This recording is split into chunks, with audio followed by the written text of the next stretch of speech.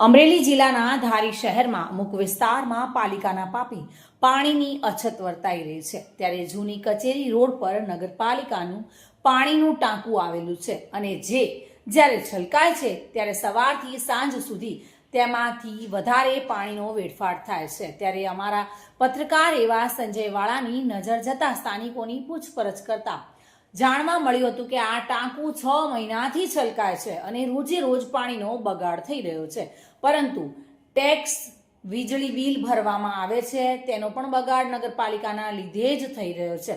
તો હવે સરકાર પાસે લોકો અપેક્ષા રાખી રહ્યા છે કે ધારી નગરપાલિકા બની છે ત્યારથી અણધારી બની ગઈ છે અને ધારીની સુવિધાઓમાં ક્યાંક અડચણતા પણ જોવા મળી છે।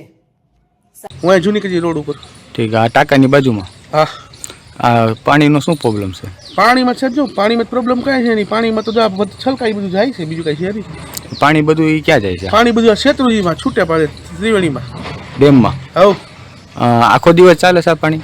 આનું કાંઈ નક્કી ન હોય, જાય બંધ થઈ જાય, નકર ચાલુ 5 વાગ્યા લગી, 3 વાગ્યા લગી, 2 વાગ્યા, આનું કાંઈ અધિકાર નથી ક્યારે બંધ કરી ક્યારે જાય, યાદ આવે બંધ કરી નકર જાય ચાલુ।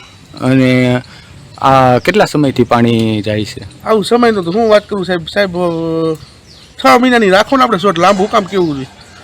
તો આ તમે બાજુમાં રહ્યો તમને ખ્યાલ હશે ને? હા, ઘણી વાર આ બાબતે તમે રજૂઆત કરેલી હતી?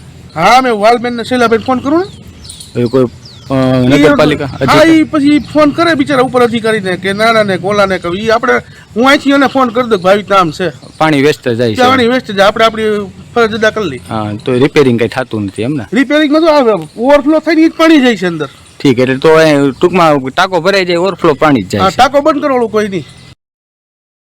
સંજય વાળા સાથે bureau report, today Gujarati news.